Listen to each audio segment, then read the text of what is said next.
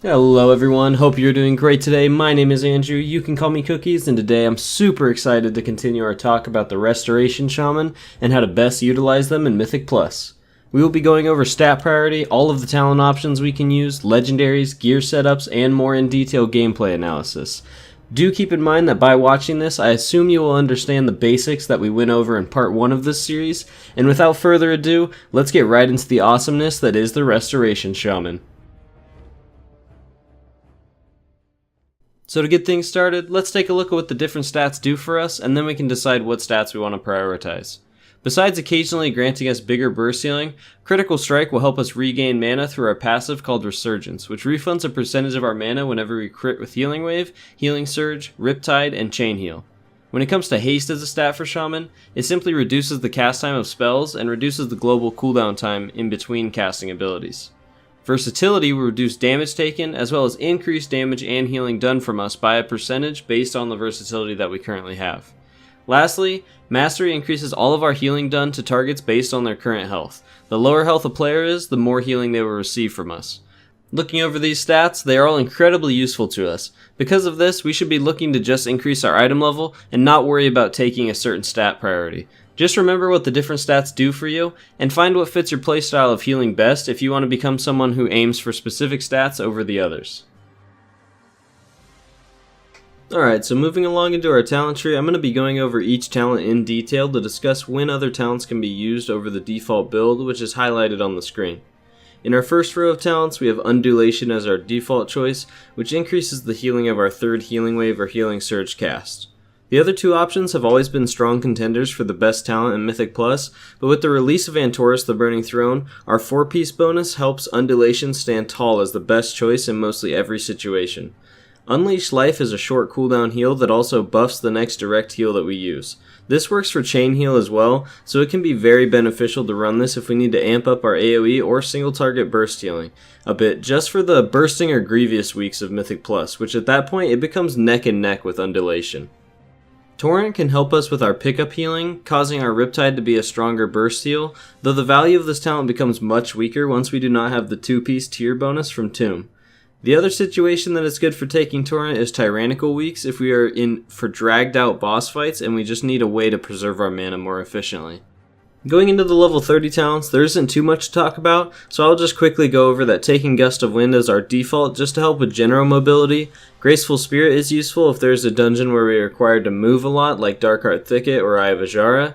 Windrush Totem can be used in dungeons where we need to provide a movement speed boost to the whole entire party to help with mechanics such as pushback or slows. Next up is our crowd control talents, which Lightning Surge Totem seems just way too powerful not to take, as having a 5-second stun as a healer brings a lot of benefits in our team comp for Mythic Plus. Earth Grab is an AoE route that can be used on bosses where adds need to be slowed or kited, and our group just doesn't have the CC to do it. And lastly, Voodoo Totem is an AoE hex that breaks from damage, but can be used if we have enough stuns in our group and we want a way to be able to additionally CC more adds to keep out of the fight. The main dungeon that comes to mind for this talent would be something like Halls of Valor. Going into our level 60 talents, Crashing Waves is our default choice as it synergizes really well with Undulation and Echo of Elements, giving us more Tidal Wave stacks to spend freely. Ancestral Guidance is a solid talent choice as it gives us access to a 2-minute burst healing cooldown, great for AoE healing. Our last talent, Deluge, trails pretty far behind as it requires the group to be stacked in healing rain for it to even work, but for things like bursting, this can actually be really useful if you're able to have your party stack up in the healing rain with high bursting stacks after killing a big pack, while you cast a few chain heals to keep them topped off super easily. Our level 75 talents have some interesting choices, as Ancestral Vigor is our go-to option, increasing players' HP by 10% when we heal them with our direct heals. Super useful to help players survive the random spike damage that happens in Mythic Plus, and during weeks of bursting and grievous, Earth and Shield Totem should be used instead, as these affixes will just deal additional damage to players with higher health, so instead we can just use this totem, which absorbs some damage taken by everyone within range, and reduces the pressure that is going to be put on us for AoE healing. Ancestral Protection Totem can provide a battle res for us if there is a mechanic that is sure to instant kill a player, or if we are lacking battle reses in the group and would like to have a backup plan for deaths. Do keep in mind that you have to have this totem placed near the player before they die in order for them to receive the battle res.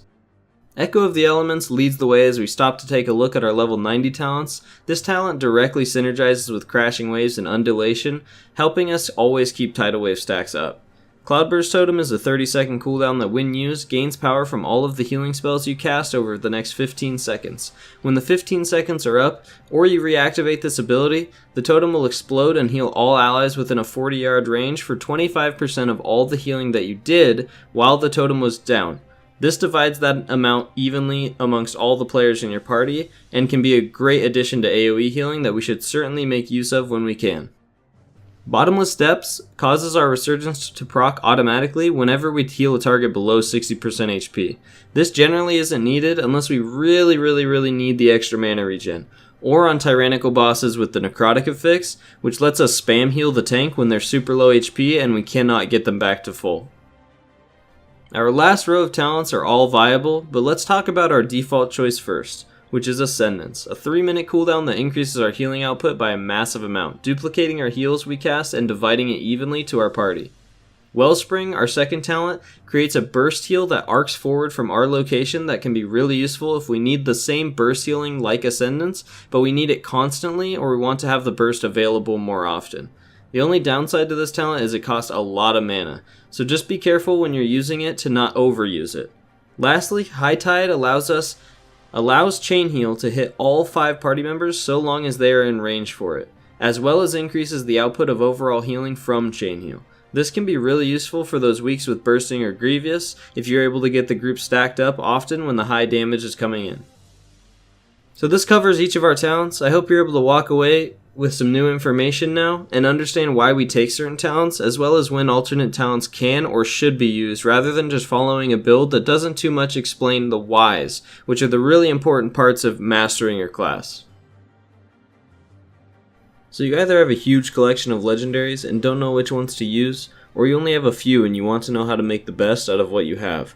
To help everybody out, I'm just going to talk about each legendary we can use and divide them into quick reference categories to help you get a better idea of what's good and what's not so good. Do keep in mind that some legendaries will be better in niche situations, and that we will be discussing all legendaries based on their general viability. First off, let's start with our best legendaries. This includes Prydaz, Roots of Shaladrasil, Soul of the Farseer, and Velen's Future Sight. The number one and most used combination of legendaries is Prydaz plus Pants. This provides us with insane sustainability on ourselves, allowing us to focus our attention on our party members rather than ourselves.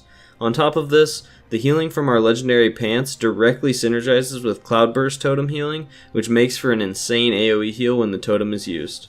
Soul of the Farseer and Velen's are also solid choices to bring along to be able to take Echo of Elements and Cloudburst Totem at the same time, or if we want an additional burst healing cooldown provided by Velen's.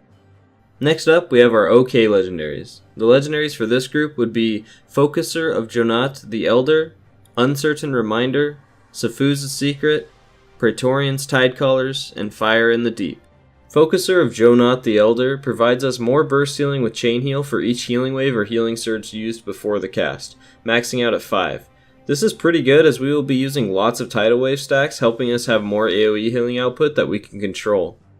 Uncertain Reminder makes it into the OK category, as having a lust that lasts almost twice as long can't really be that bad. If we are able to, it allows us to dump lots more damage into the boss before the boss starts dealing damage to us, and then provides us with an easier time healing for a pretty good portion of the encounter. So because Shamans have lots of ways to stun, interrupt, and crowd control, it allows us to use Safuza's Secret and benefit from the active effect pretty much on demand, which is nice if we really need to increase healing output for a short duration, or if we want to help deal damage with Chain Lightning after stunning a pack of enemies. This is a solid choice for a legendary.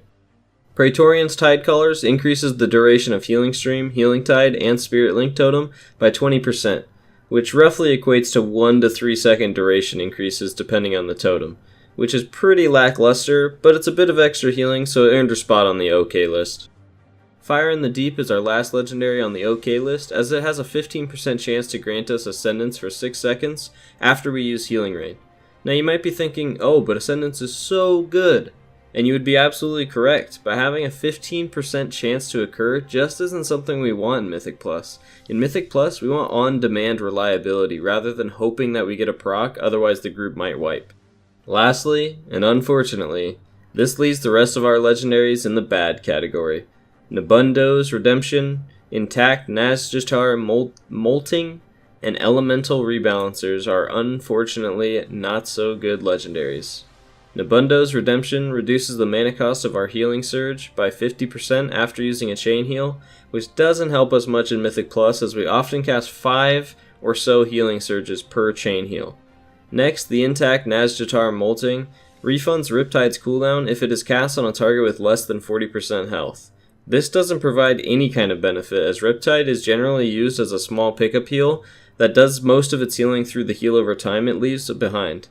Lastly, the Elemental Rebalancers look great on paper, especially with the new tier set bonuses, increasing all healing done we do to players standing in our healing range by 10%, but unfortunately our Antorus tier bonuses are unaffected by this legendary, making it very, very lackluster for Mythic Plus.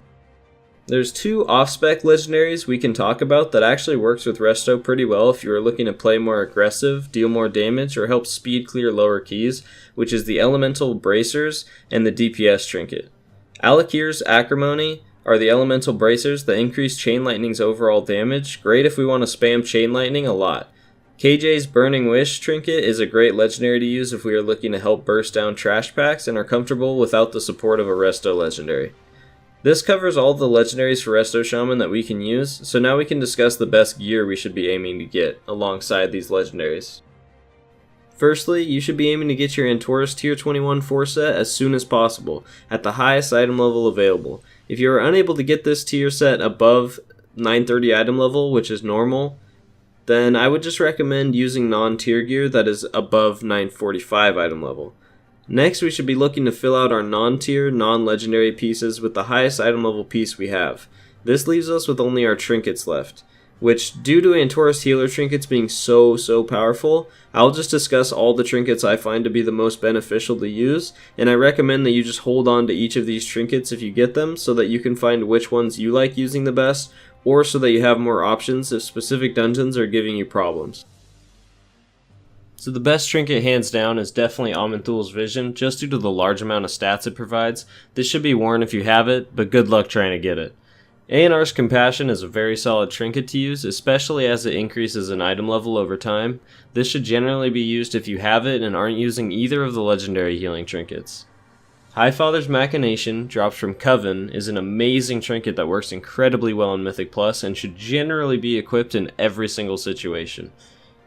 Ishkar's Fell Shield Emitter, dropped by Antoran High Command, provides an on-use shield to a target ally that prevents a nice chunk of damage and can be very useful when you or an ally are in need of an extra defensive utility during hard-hitting encounters. Taratus Keystone, dropped by Portal Keeper, is a pretty good trinket to use to help pick up the slack on AoE healing that Shamans miss out on. I was actually using this trinket during a bursting week and pretty much fell in love with it. This is a nice backup option in place of the Highfather's Machination if you don't have it. Other trinkets that are still great to use is the Sea Star of the Debt Mother from Mistress Sazine and the Deceiver's Grand Design from Kil'jaeden in the Tomb of Sargeras. I would say these trinkets have a solid 30 item level value when being compared to Antorus trinkets, so if you have a 910 eye level Grand Design, it is most likely better than any Antorus trinket that is at 930 eye level. The other trinkets to mention are Stat Sticks, which are generally purchased with Veiled Argonite and are good to use until you're able to get better trinkets. And there's only one dungeon trinket worth mentioning, which is the Dreadstone of Endless Shadows from the Cathedral of Eternal Night. Good choice for a trinket that values pretty much at the same eye level as the raid trinkets. So this covers part 2 of this series. We now have all the information we need about the Restoration Shaman that we didn't already cover in part 1. So all that's left is going over gameplay footage and talking about the thought process and decision making that will help us take the final step to becoming a confident and knowledgeable healer when running Mythic Plus. So stay tuned for part 3 and have a wonderful day.